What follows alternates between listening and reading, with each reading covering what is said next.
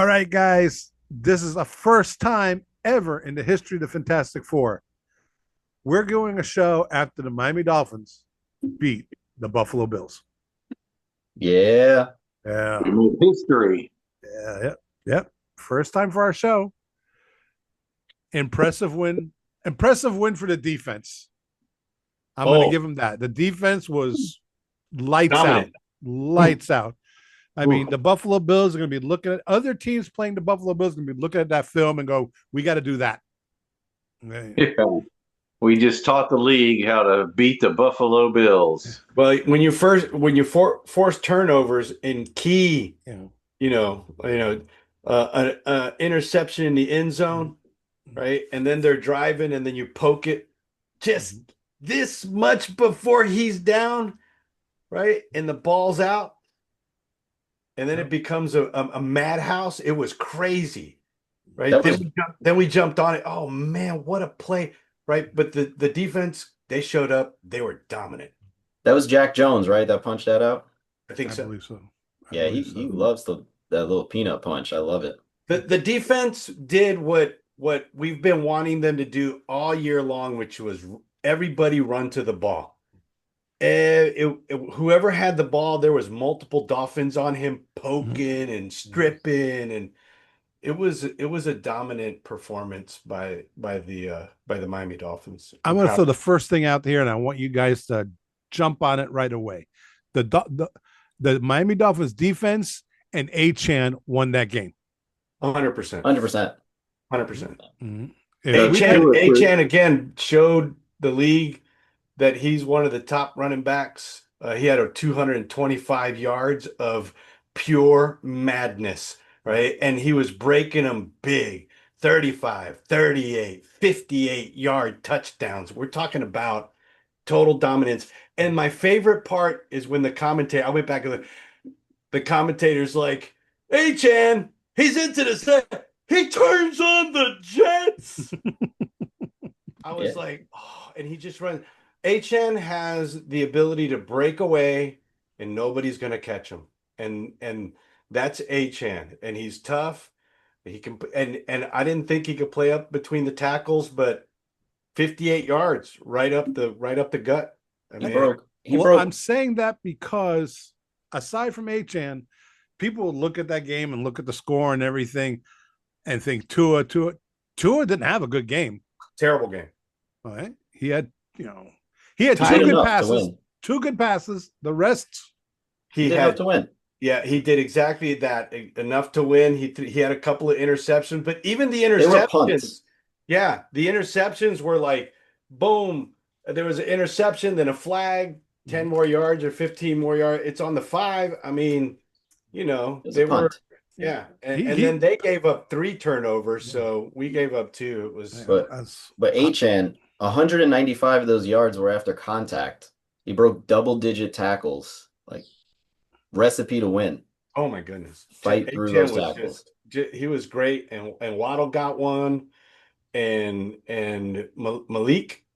Right? Malik Malik got got one. one. Yeah. I mean, whew, what a just an overall great performance by the offense and Tua threw 2 touchdowns. Okay. I mean, he had a couple interceptions, but he threw 2 touchdowns and that one to Waddle, that super bomb that came down into the breadbasket. that was nice. That was nice. Oh It was man. good. That was Tua with a great play and then him just being a seasoned wide receiver. I mean, that guy was all over him and he was like, "No, watch this. Red basket." Right? And it was touched. Oh my goodness. Like not Jeff, only you're he awfully just, quiet. Are you just basking in the glow or I mean, come on. It was a great. Yeah, I'm basking in the glow. I'm going to have a cigarette here, and that one was good. Yeah. Hey, but you know what? I think they feel I don't think they feel very good right now. And I think some of the fans are going, has the dominance over Miami been broken? I mean, this is a Miami team that is not necessarily a good team. They should have came in here and they should have took care of business, but Miami showed a little dominance on and in the lines, especially the offensive line that kept putting that sixth offensive lineman, we just beat them up. By the fourth quarter, with a little bit of heat, they were not. That's when we were breaking those big runs. It was like 12 yards, 15 yards, 10 They, yards. I was like, oh, he's gonna break one. they can't handle the heat. Yeah, they can't handle the heat. That's for sure. That's it. They thought in November They were safe. Nope. Yeah, they were gonna get hey, you missed it by a day. Yeah. Those guys are Game of professional. inches. Those Talk guys have about been game of working inches. out in the heat all summer. They train all year No, round. man, but the there's no heat didn't bother humidity. them. There's It's no different, humidity. though, Yeah, when there's you- no humidity in Buffalo right now. And you're Zero. playing in Yeah. what's 60-degree weather, 50-degree weather. Yeah, but those guys are in excellent shape. Okay, Hey, you know when that sun's beating they, down on you, they had a It's in bad here. game. They couldn't run the ball. And they kept Josh Allen had a pretty good game stats wise. It's just like you said, interception in the end zone when they really need to stop it. They rose to the occasion. Look, and James Cook and the Buffalo Bills is no pushover, right? That's like the top 5, top 6 running offenses in the NFL. That's not a pushover offense there. So what those guys did on Sunday, and then caused him to cough up the ball and held them to third downs, right, and pulled them off the field. I mean, the defense was dominant, and it wasn't against a team that was shot. We left them thinking about, they're questioning themselves. They didn't. Well, what I want to say is I want to give a shout out to Coach McDaniel for taking this team with 7 losses that everybody says is completely out of it, and he fired this team up. I mean, they were ready to play from the first play. The whole team was in this game, and it was his leadership that made it happen. I don't know how he got that locker room together, but he did it. And you fire the GM, and they're talking about firing the coach and all this stuff, and he rallied the troops. They say that nobody can circle the wagons like the Buffalo Bills, but I think the Dolphins circled the wagons on Sunday, man. They I don't know how he did it, but I'm giving a shout out to the coach. Everybody's wanting him to be fired, but I'm thinking, you know what? If he can do that, and they call him the boy genius or whatever, the offensive mastermind. I want to keep him. I want him to be a little more serious, but I will say he must have set that tone with that timeout with 15 minutes left in the first quarter. He really set the tone on that one. He had to talk. He needed to have a conversation. Yeah, that was like, oh, great. It was and then Tua throws an interception. I mean. Oh, this is one thing I want to bring up. They fired Grier. We're all happy about that. Then they traded away Jaelan Phillips. We were all happy about that. Well, we were like, okay, the Dolphins need to start trading, getting some draft picks. Then he goes to the Eagles, and he says this is the greatest moment in his life. Not when he got married, not when his kid was born, but leaving the Miami Dolphins. Yeah. So he leaves. Then the Miami Dolphins turn into an elite defense automatically. I'm telling you, something was. I'm glad we kept Chubb. I think the reason why they gave him up so easy is because he was a cancer in the locker room. And I'm sorry, for all the flashes of brilliance he's had, the man's been twice missed seasons because of injuries. He was playing like crap this year. All right. He goes to the Eagles, which is, let's face it, they're the defending Super Bowl champions. And he does some good plays out there, but then again, he's surrounded by all pros. That's what happens. He's going to look better. Is that like a big thing for the Dolphins now? A big turnaround that they got rid of this guy? I like it. I think we have a good pair there. Yeah. We have Bradley Chubb on the one end. We got Matthew Judon on the other side, and we'll have Chop back to throw him in the mix. And who else? They put Quentin Bell, and these guys they did amazing. Well, they got their quarterback how many times? You know what? I think when they fired the GM, all those guys in the locker room are like, hey, that guy, he believed in me, and he brought me to the Dolphins, and now he's gone. And what they're saying is that I'm not good enough, and that he's picked the wrong players. And I need to show up this Sunday and make sure that the Buffalo Bills knows that, I was a number 1 pick or a number 2 pick or a number 3 pick, or I'm who I am for a reason. Right? I think there was a little more than just, losing a player or cancer. I think that helped. And I'm hoping that he was, and now there's a certain amount of chemistry going on with that, with the line and just the whole locker room. But I'm not going to discount the idea that firing the GM didn't fire up the locker room. Well, there are some gaps there. I mean, we all know this team, the Dolphins, have some major gaps. I look at these stats, like for receiving, Waddle had 5 catches, Achane has 6. After that, the next highest one was Washington with 2, and the other 2 guys are 1. All right? If you only have 1 go-to wide receiver and your running back, who, let's face it, you can't go to him all the time, you're going to wear him out. Yep. Okay, you're going to kill him, actually, if you keep that up. He has, besides running, he has 6 catches. The Dolphins definitely need another receiver or 2, or a new quarterback who knows how to look at some other receivers. Yeah, that's what I was going to say. They got to get the other guys involved in this offense. Yeah, 100%. The defense, I'm looking at the stats, all the guys with all the leading tackles were all defensive backs who were coming up. They were pretty much telling Josh Allen, they were daring them to go deep against the Dolphins, and they weren't able to. That was the thing that impressed me the most. Well, all the criticism right now is that they didn't make any moves at the trade deadline, and that they went for Waddle, right? And they offered up a first round 2027 pick. We wanted a 2026 pick, and it didn't happen.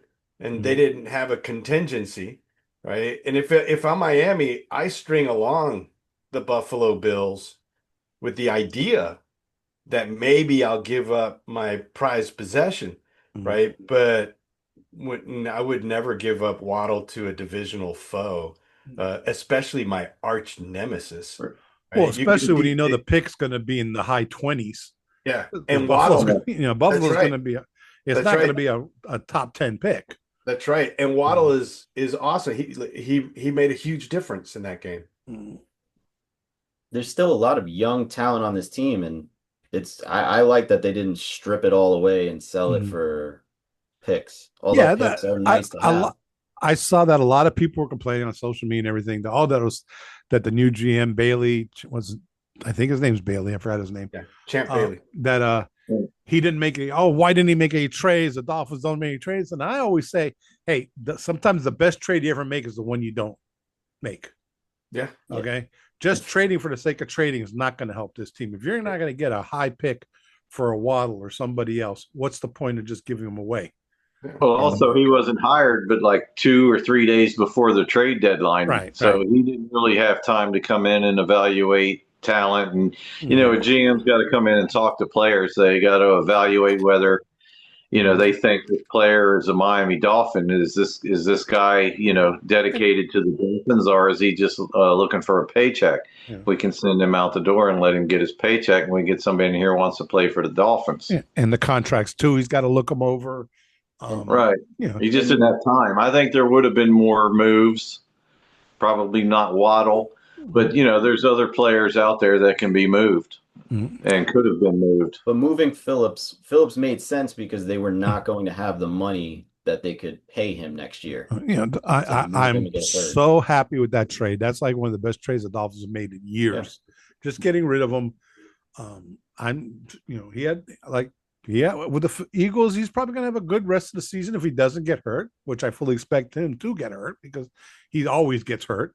But he's injury prone. And I expect a lot of moves for the Dolphins after the season. Yeah. Sure. They can't really move anything because the trade deadline's passed, and all you see is on social media is how they're going to trade this and trade that, and you're like, no, they're not. They're not. Now we evaluate. Trade deadline is passed. You got to wait till the season's over. You got to see who's available, who are free agents available. You got to see who you might be able to draft. Right. Speaking of draft, that Mendoza kid, holy crap! I wish the Dolphins because that game last week against Penn State. Kiss it goodbye. Jesus, we need that guy. We need to give up a first, a second, 2 firsts, 2 seconds, a third. Give up the bank. What do you want? Everything, right? And the funny part is, his brother plays for Indiana, also his younger brother, and they say he's better. Bring him too. Bring him too. Anyway. Those guys are from Miami. They went to Columbus. They went to my high school. Yeah, those guys are locals, man. But that's a prophecy. I see Mendoza coming back and raising Miami out of the ashes. Shit. The Phoenix. Like a phoenix. He rises from the ashes to live again. Unbelievable, man. What I would do if I had his email, I'd be sending all the articles about this Mendoza kid to Tua. Hey, you see this guy? Well, he grew up a Dolphin fan. There's pictures of him. He's a kid. He's got everything. He's all dolphined out. It's not like he just has one piece, right? He's got everything. He's got the toboggan. He's got the jersey. He's got the gloves. I mean, I'm like, this kid. They love the Dolphins. I guarantee you, he wants to come home. Well, let's hold off putting his name up on the ring of honor on Hard Rock Stadium just yet. The Dolphins now are in Spain already. Jesus. I love those. I love the international games until the Dolphins playing them. Then it's like, oh man, that's a pain in the ass. I don't have to get up early to watch this crap. 9:30. It's true. It's a 9:30. What's it? A 9:30 game or something like that? Yes, I think so. Yeah, that's what a DVR is for. I like the 9:30 games when we're tailgating because we got the big screen TV out there and we can watch football while we're. Of course, nobody watches it. We have a big screen TV that had the game on against the Falcons and the Colts, and nobody knew what the score was. Nobody was paying attention to it. It was a great game. And it was a good game. I kept looking at it going, wow, it's a 1-point game. Yeah. It's a good game. It was a good game. What you got to do is throw up scantily clad women dancing on the screen. Then you'll get people looking at the big screen. Probably not either. Man, it's just, it's all community at the tailgate right now. So, okay. Another issue here, another thing. Dolphins, everybody's all happy. They beat the Bills. We all love it. Everybody high five to each other. Yeah. Have the Dolphins turned it around this year, or do you want them to turn around? Do you want them to suck so they get a better draft pick? I don't know. It's tough. You're a fan. You want to see them win. It's great to beat Buffalo. They have to beat the Jets. But other than that, we have 3 games in a row here that are all winnable. All of them. Washington, New Orleans, and then the Jets. Put you at 6 and 7, right back in the fold. And with a low draft pick, that means you don't get your quarterback that you want. But it brings us right back to Miami Dolphins football, where we go down the wire and we need this to happen, we need that, and we need that, and this. We're the Dallas Cowboys all. And then we just miss. And technically the Dolphins are still in it to make a wild card. Technically. Okay. On paper, baby. On paper. Possible. Yeah. If we win it out, we're in. Nobody's going to want to see us in the playoffs. Just lose and get the draft pick. Because we're like Nick was just saying, we're going to be in that same situation that we if we win this game and the other team wins a game, we make the playoffs, and then we lose the game and we don't make the playoffs. And now our draft pick is 15th or 16th. there's no draft capital there that you can trade to try to get your quarterback. And if you can get in that top 10, then there's a chance you can make a trade and get in there. Like Jose said, we'll give you every pick to give us the number 1 pick in the draft. We'll give you every single draft pick. I'll take the playoff. You know what? Let's run the table. I'll take the playoff. Let's win the next 3. Right? Let's let the chips fall where they may. It's crazy. We flipped. City sucks. Wasn't Jeff Mr. Optimistic? Like, oh, they're gonna win, they're gonna win, and we're all like, they're gonna lose. Everybody, and now well, you see, that's everybody, but everybody sucks right now. This is our window. This is our opportunity. We would be the greatest comeback of all time to play the Super Bowl at home. Well, you see, I think part of me says, yeah, win it all, get into that maybe get that one last wild card, then the playoffs, anything can happen. But you know what? Even if the Dolphins were to make the playoffs, you know what would happen. Okay, 2 is not going to win you a playoff game. Okay, Reed would come back. He's not. Kansas City is not playing that good this year. But in the playoffs, you don't want to play Kansas City. Well, yeah, you don't want to be in Kansas City or Buffalo in January. Anyway. You don't want to be there. They ain't going to be there. They ain't going to be there, right? They're already saying they're going to be on the road. Right. Right now, the 3 best. Right now, you're going to have to play. If you make the playoffs, you're going to have to play either Buffalo, Kansas City, or New England, or maybe even Pittsburgh in the freezing cold. Let's go. Let's do it. I'm in the car already. If we made it, it would be the last seed. You would play the number 1 seed, and that's where it would end. And then we would have no draft pick and no quarterback. I'm ready to put my 6 linemen on them for 3 quarters. Let's see. Let the chips fall where they may. Number 64 has reported eligible. Yes. Oh, there you go. What I love you. All the way to the Super Bowl, baby. All the way to the Super Bowl. Well, to me, the only chance the Dolphins have of making the playoffs is if they give the ball to Alex Ingold more. What? Okay. I'm listening. Yeah, I was like, okay, you're going to say something. Because he could be our Larry Zonka, man. Because that'll take some of the pressure off HN. Hey, man, Ingold had 6 yards per carry average Sunday. Of course, it was only 1 run for 6 yards. Yeah. He's got good energy. He's got upbeat energy, so that's good. How about that defensive back that came out of nowhere? Juju Brents. Man, where did Julius? Where's he been sitting? From? Wow. We might have found something there. But he was hurt last year, and then they tried him out this year, and then they cut him. Right? Here he is. And here he is. He gave up 12 yards. I was like, who the hell? Where did he was all over them, man? Did you watch him?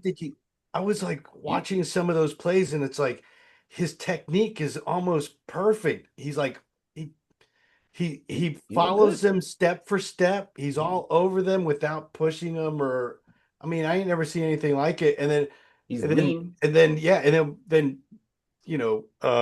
Josh Allen would just throw it up to the guy, hoping, right? And he was there. Boom. He's 6'3". I had to look that up. 6'3". Big dude. He looked pretty tall. I was like, that's what we need. That's nice to see.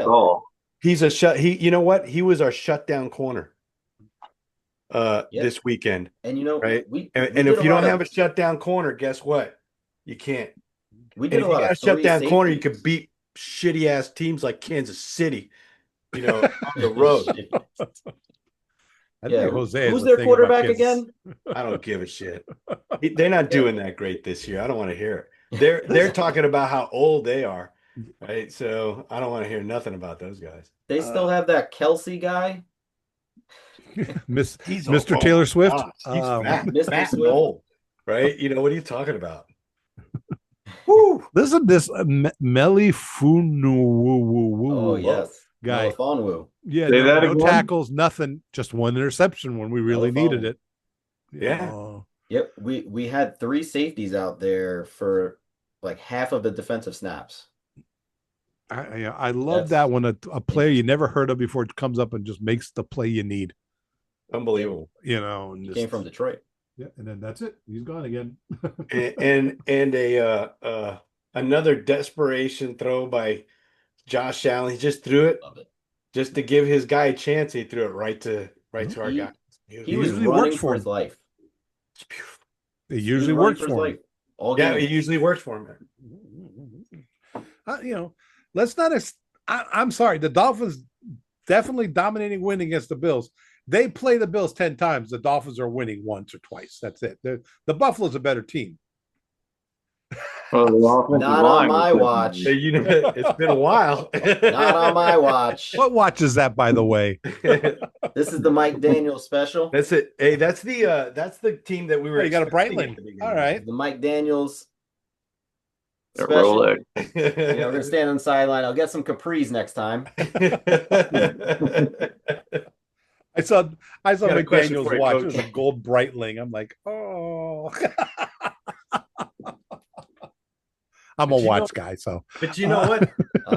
You know what? He's got the guts. He's like, I don't need another tight end out there.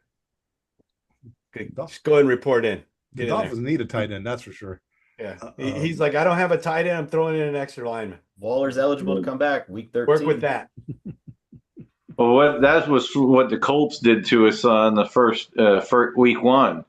The Colts ran that tackle eligible play all day long, and coach said, you know what, it works.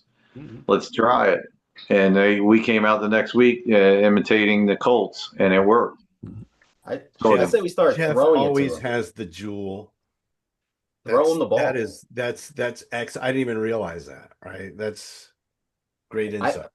I think he's earned a couple targets. Throw him the ball. Get him some some tape and some sticky stuff on his hands. We'll get creative. We'll throw him what is he, a right tackle? We'll throw him the right tackle screen. All right, guys. The Dolphins play this week in Madrid against the Washington Commanders. This is a game that scares me because last year the Commanders were a team that this close to going to the Super Bowl. All right. And everybody thought they'd be better this year, but I guess injuries, things happening. That's the way the NFL is. They're only 3-7 right now, but that's a 3-7 team that's not a really 3-7. They should have had more wins. This is a scary team. We should have had more wins too. We're better than our record, I believe. They have as many injured guys as us. But traditionally, the Dolphins do terrible overseas. Just not good, which makes me think we're going to win. It ends now. Hold the line. It holds today. And isn't Washington's quarterback out? Aren't they playing a second stringer now? Or they're playing Marcus Mariota. Okay. Then we got this. The Oregon Duck all day. He's no Josh Allen. No, he's not. He's not a pocket quarterback. He's more of a option guy. Right. Backup. Yeah, that's what he ran at Oregon. He liked to run around the corner and pitch the ball. He's flipboard. He's the guy when you need a backup quarterback, you bring in Mariota. He's going to go in there. He's like last week they lost, but he still went 60 for 22 for 200 yards. That's a Mariota game. Okay, he's not going to light it up, but he's not going to embarrass the team either, and he just knows how to manage the ball. And that's it. Unfortunately, their defense allowed 44 points. So maybe Tua can do something with that, and if the defense can play again, maybe we do pull out of it. What's so funny is Kelly. Maybe he can do something with that. It's like if they all just lay down on the field, Tua can do it, right? I'm just hoping he could do something with it, right? If he's looking at it, maybe he can see some weaknesses that he can play to that fit to his strengths. That'll be awesome. But if we can limit their running backs, Mariota's not going to be throwing it all over the place, right? So that's going to be key. You just got to start with stopping the run game, and then make Mariota beat you, right? Just got to watch out for Debo. Okay, Jeff, Call it. What's the score going to be? Oh, it's going to be a close one. I'm going to say 21-17 Dolphins.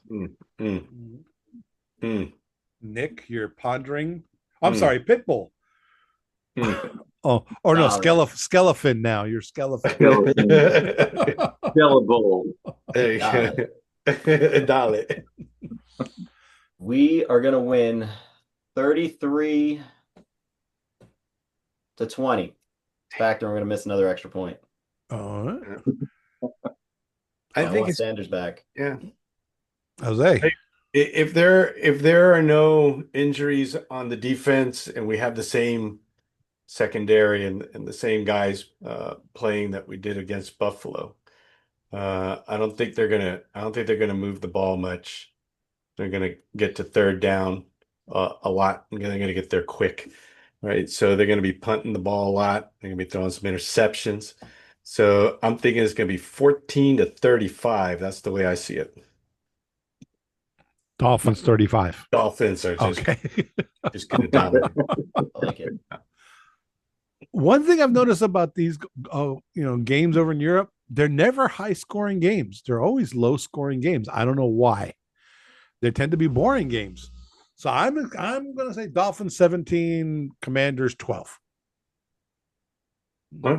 Changes now. Changes. We're going to score some points for them. Guys, it's been fun. We get to bask in the glory. I'm super happy. We beat Buffalo. Now all we got to do is beat the Jets, and I'll be like Jeff smoking a cigarette. So so if you like it, come on, hit like, hit subscribe, give us some questions, spread the word, let us know. We're stupid. We're Miami Dolphin fans, so obviously we need help. Say something. Show us some love. And we got Jose, we got Hefty, and we got Skeleton Pitbull, otherwise known as Nick. Got a lot of aliases out there. I'm a busy guy. There you go. And if you need some tips on makeup and how to paint your face Dolphin colors, I'm your guy. That's the guy. That's the guy right there. Go to your Neutrogena wipes to get that off. Go check him out on it. Go check him. What's your Instagram handle, Nick? Skeleton 89. Skeleton 89. Check him out, man. That's some cool stuff. What he does out there. I got a feeling 89 is his birthday, and it's kind of like, yeah. This is for kids too. Come on, Jose. All right. If you need some tips on how to make drinks, it's Jeff. All right, guys. We'll see you next week. Another great episode of the FIntastic Four. I know how to shut this off.